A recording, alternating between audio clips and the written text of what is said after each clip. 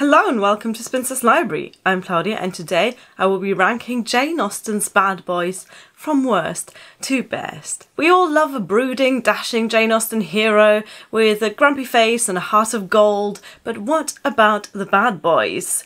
There are quite a few in Jane Austen's books, although she would refer to them as rakes.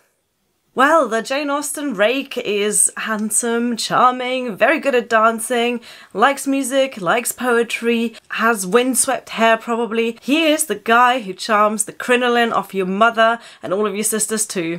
He seems to like you, but more than anything, he's after your money and sex, but mostly money.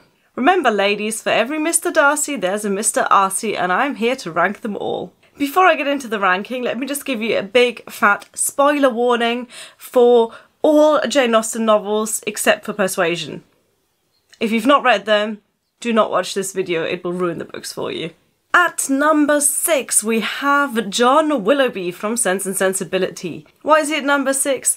Well, he's not so much a bad boy as a whiny, spoiled brat with no sense of self-control. He has the sex appeal of a sad puppy, but somehow that's enough to woo Marianne. He saved her from a twisted ankle and thinks he's a great hero. The worst thing about him is that he actually seems to like Marianne, doesn't just pretend, but is also too cowardly and mercenary to actually do something about it, aka put a ring on it. Then it turns out that he only went and seduced a teenager, got her pregnant, and then just dropped her like a hot potato. Sleazy bastard. He ends up rich and unhappy as he deserved, although one could argue that he deserved to end up poor and unhappy. John Willoughby, the worst of the rakes, is my number 6.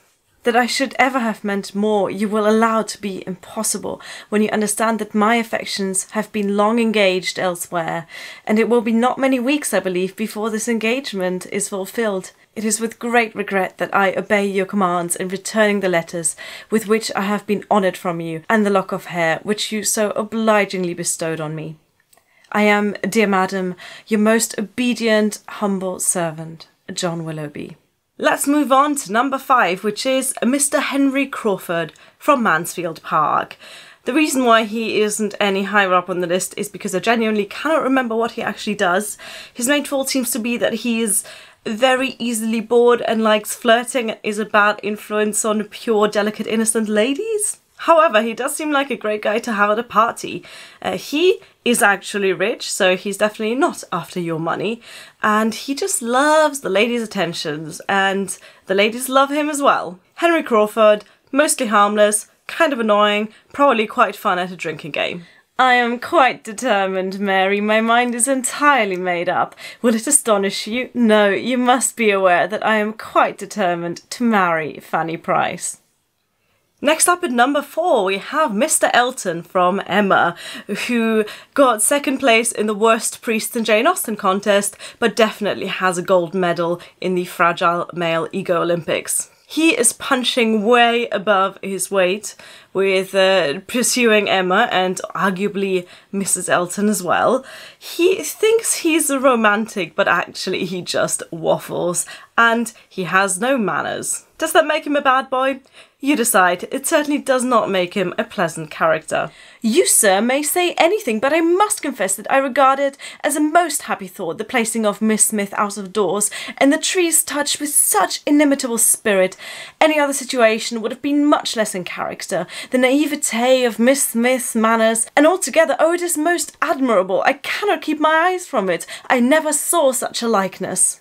Now moving on to the top half of the ranking, at number 3 we have possibly the most famous of the bad boys, and it is George Wickham from Pride and Prejudice. He really ticks off all the points on a Jane Austen bad boy checklist.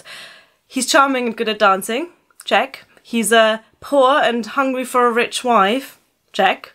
He's a shameless liar and a stirrer of shit, check. And he seduces teenage girls, check. Twice. Wickham is the perfect villain. Even his name sounds evil, like Wicked Ham. He's not exactly unique in this list of bad boys, but he does it well. He certainly pulls off the look. he almost gets away with running off with Lydia in secret. He almost gets away with seducing Georgiana into marrying him and giving him all her money. And he almost gets away with charming our own Lizzie Bennet. So not a bad record at all, George Wickham. Oh no, it is not for me to be driven away by Mr. Darcy. If he wishes to avoid seeing me, he must go. We are not on friendly terms, and it always gives me pain to meet him, but I have no reason for avoiding him but what I might proclaim before all the world, a sense of very great ill usage and most painful regrets at his being what he is. And ranked at number 2, the silver medal of the bad boys goes to Frank Churchill from Emma. He is not exactly evil, he's just a bit of a dick. He flirts with one lady while secretly engaged with another, which is definitely a no-no. But more importantly, he flirts with said lady in front of his fiancée's eyes. He pretends he's just covering up for himself, but really he just enjoys messing with Emma and possibly enjoys messing with Jane, which is really not very nice. Plus he's mean to his dad. Frank Churchill loves being the centre of attention, he's a really bad gossip and he's a major drama queen. Between you and me, Jane Fairfax deserved better. Thank you for rousing me. I believe I have been very rude, but really Miss Fairfax has done her hair in so odd a way, so very odd a way that I cannot keep my eyes from her. I never saw anything so outre. Those curls, this must be a fancy of her own. I see nobody else looking like her. I must go and ask whether it is an Irish fashion. Shall I? Yes, I will. I declare I will, and you shall see how she takes it, whether she colours. And finally, let's move to number 1, my all-time favourite rake. My number 1 Jane Austen bad boy is Mr. John Thorpe from Northanger Abbey. He is, as the British like to say, a bit of a lad. He likes fast horses, fast carriages and good wine. He likes to talk about himself mainly, and his horses and his carriages and wine. He's very much still stuck in his days as a student. And let's be honest, we all know someone like that. He is not interested in other people, but especially women and their interests. Compared to the rest, he is really quite harmless, but the reason why he's my number 1 is because we all know John Thorpe. We all know that guy. That guy who thinks that his hobbies are fascinating, but yours are trivial. He thinks that he is superior to all of the women around him and half of the men. He thinks that racing cars are the height of sophistication.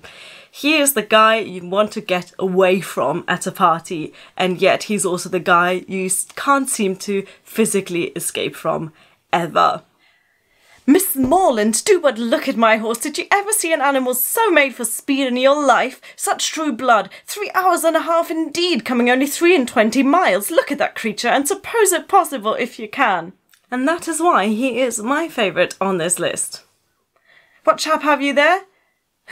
I do not know him. A good figure of a man, well put together. Does he want a horse? Here's a friend of mine, Sam Fletcher, has got one to sell that would suit anybody. A famous clever animal for the road, only 40 guineas. I had 50 minds to buy it myself, for it's one of my maxims always to buy a good horse when I meet with one. But it would not answer my purpose. It would not do for the field.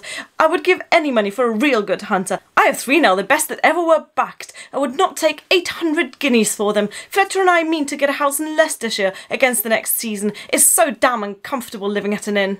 Please let me know in your comments if you agree with me, if you disagree with me, if you think that some of these people don't belong on a Jane Austen bad boys list. Some could argue that neither Frank Churchill nor Mr. Elton really fit that pattern.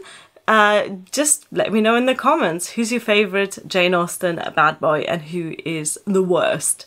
And a quick disclaimer, the cultural idea of the bad boy as a desirable man who breaks the rules is a sexist construct, and its only purpose is to perpetuate toxic masculinity. Ladies, you are worth much more than that. This was a public service announcement. Thank you for watching, bye!